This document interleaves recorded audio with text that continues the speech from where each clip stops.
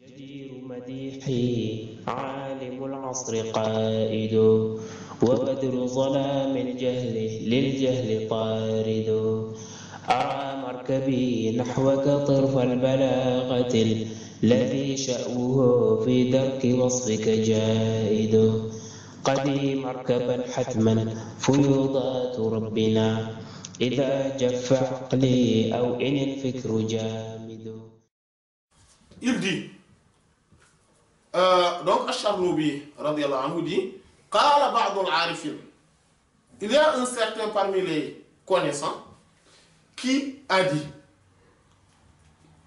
Walamma, et lorsque Kanat a été al-asma ou les noms al-ilahiyat divin, Sababun, qui ont été les causes wujud al-alam, de l'existence de l'univers, ou bien du monde, Kanat, et lorsque donc, il dit, vous voyez, c'est ce qu'on disait tout à l'heure.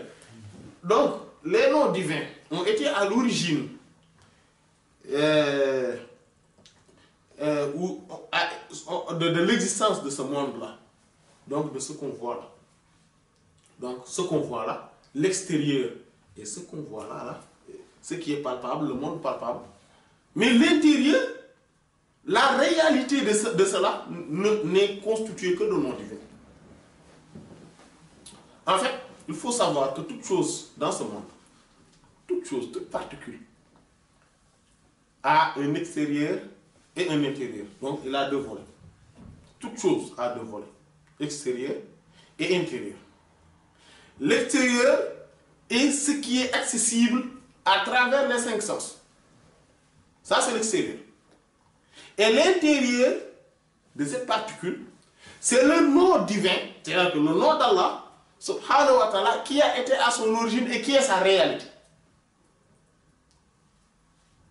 Ce qu'on voit là n'est que la partie superficielle. Ce n'est pas sa réalité. Sa réalité est le nom divin à travers lequel et par lequel cette chose a été créée. Et Allah, subhanahu wa ta'ala, n'a pas créé, tenez-vous bien, n'a pas créé une chose par deux noms différents. Une particule par deux noms différents. Allah ne l'a pas fait. Jamais. Mais aussi, n'a jamais créé à travers un nom deux choses différentes. Deux particules différentes. Non. Et le monde est, cet univers est en perpétuelle expansion. Donc, tout le temps, il y a des noms qui surgissent et qui prennent fonction. Allah. Allah est infini, illimité, absolu.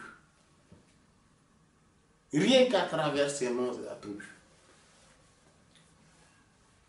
Et donc, les 99 noms qu'on connaît, ce qu'on appelle Asma al-Husna, sont la couverture, constitue la couverture, ou bien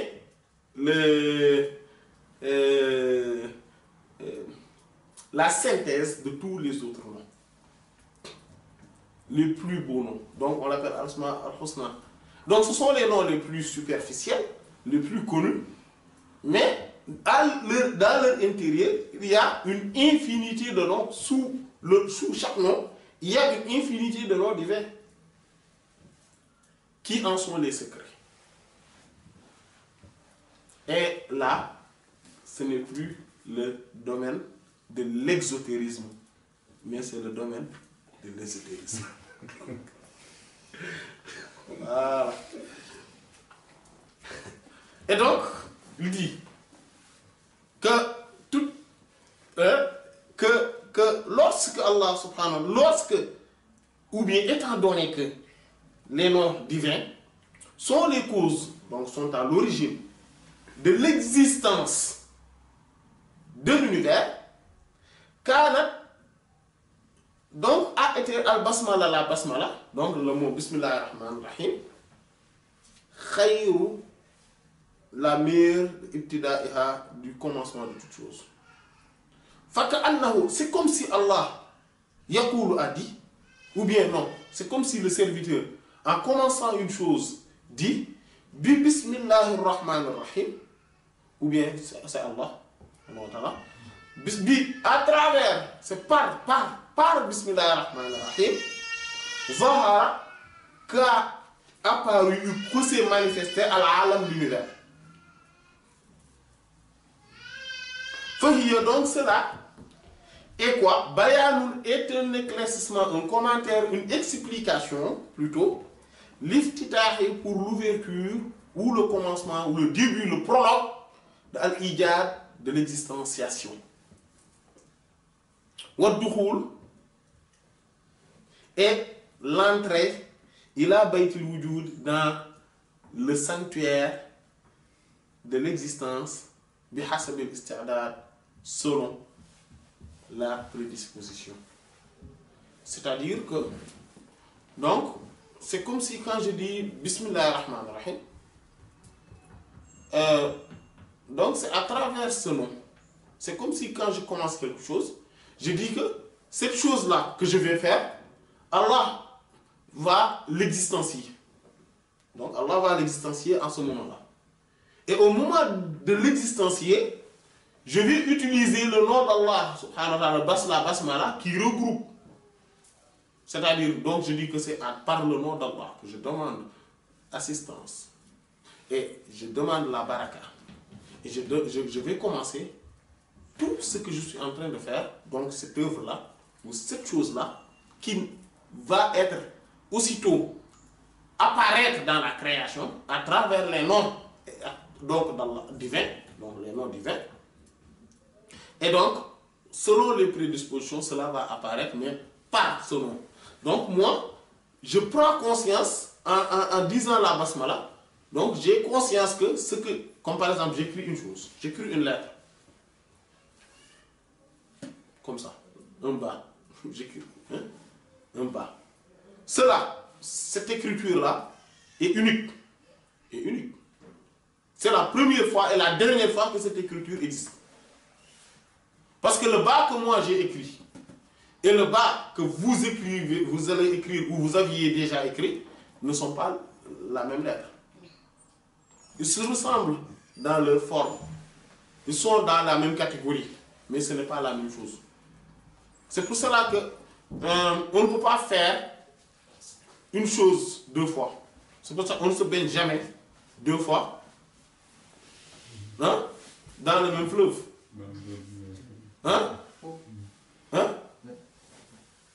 Jamais. Pourquoi? Parce que les choses se renouvellent tout le temps. Voilà. Quand moi je répète une phrase et que vous le répétez après moi, les mots qu'on a prononcés ne sont pas pareils. Ils se ressemblent, certes, mais ce ne sont pas pareils. Voilà. C'est pour cela qu'Allah subhanahu wa ta'ala a spécifié chaque personne et l'a particularisé d'une infinité de choses. Allah est grand. Voilà. Sur ce fauteuil-là, plusieurs personnes ont assis sur ce fauteuil. Mais le fait que moi je m'assois là, cette assise est unique dans l'univers. Jamais une personne ne l'a fait et jamais une autre personne ne le fera. Cette assise, j'ai dit.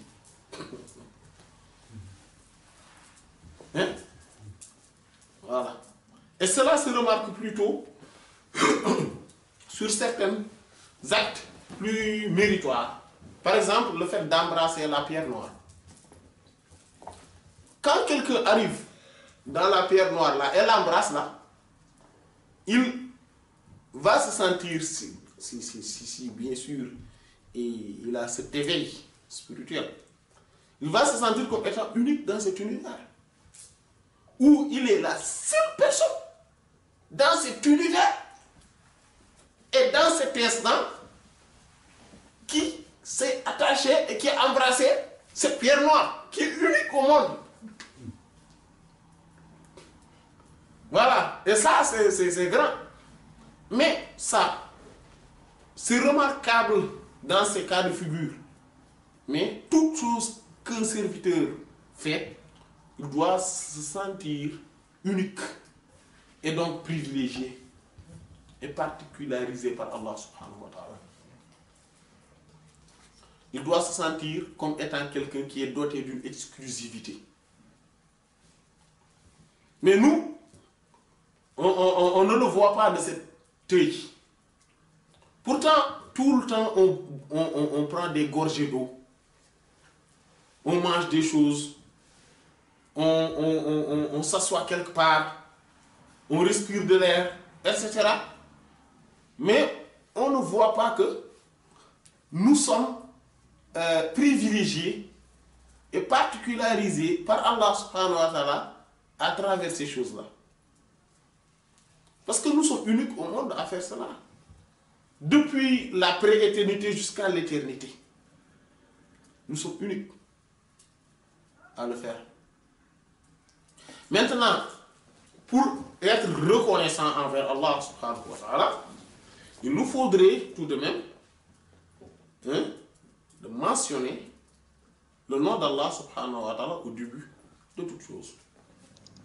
بك الورع معروف بك العلم ظاهر وما شك تلميذ وما خاب رائد إليك انتهى الإحسان والجود والعلا بك الدين لا يخلو بك الحق صاعد نفائس عرفان كنظم اللآل بل كذرات أصداف لك الفصل خامد ولي صميم محسن أنت عارف وقور عدول كيد إبليس فاسد